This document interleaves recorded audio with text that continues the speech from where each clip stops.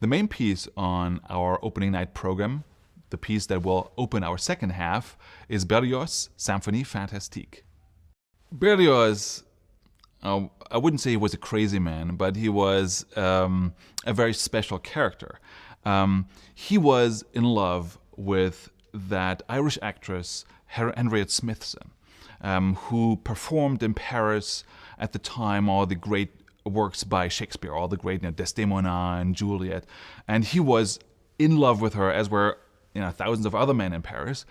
But he seemed to be the most edgy, interesting, strange, and persistent of all of these men, because it took him like 3 years.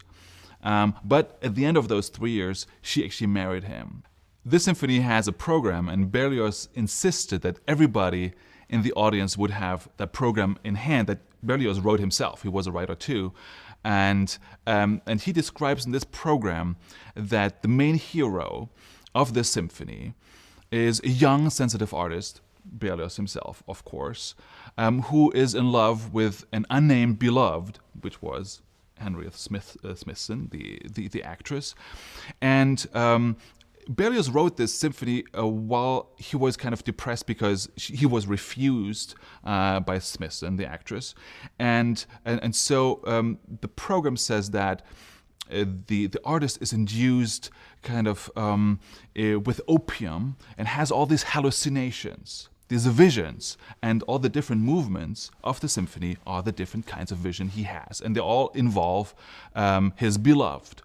And so in the first movement, he falls in love and moves from a melancholic state to this acceleration that is happening at the end of the movement. And while the second movement is a ball. Now, that ball is not like the glamorous, glittery ball that you might expect, but it's a rather spooky one because he's not invited to the ball. He's actually on the outside, just looking through the big, bright windows, and everybody is having fun in there, but he is not allowed in. And then we come to the turning point of the symphony, which is the middle movement. It's kind of the emotional and musical center of the entire symphony. And that is a dialogue between the English horn on stage and the oboe off stage. It makes for a wonderful, very intimate dialogue of like two lovers or two shepherds. But it becomes clear that these lovers are not meant to be together. So everything ends on this very empty note. It's like there are 4 timpani on 4 different locations, and it's just this wind, it's just, and it's just very emptiness. I mean, it's a wonderful, very unique effect that was new at the time and has never been recreated. This emptiness of all love is lost. And now that all love is lost, the whole musical scheme turns around, and from the music of love and passion, it becomes music of nightmares.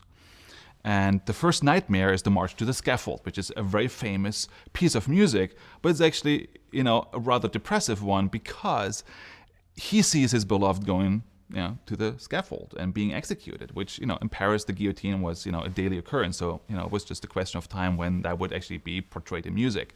But now that love is dead for sure, and his beloved as well, the world falls apart. The witches of all, I don't know why witches, but the witches are unleashed, and it's a big Sabbath, and it's this very savage music, something that people had not heard. And I mean, this piece, particularly that the witches' Sabbath at the end, was a revolution in the concert hall. I mean, that was unheard of. Beethoven had just finished his 9th Symphony before that, so people were used to listening to big stuff, but nothing like this. And so it's called Symphonie Fantastique, not because it's a fantastic piece, but because it all takes place in the fantasy and the imagination of the composer. But it might have also, be named Fantastique because it actually is a fantastic piece.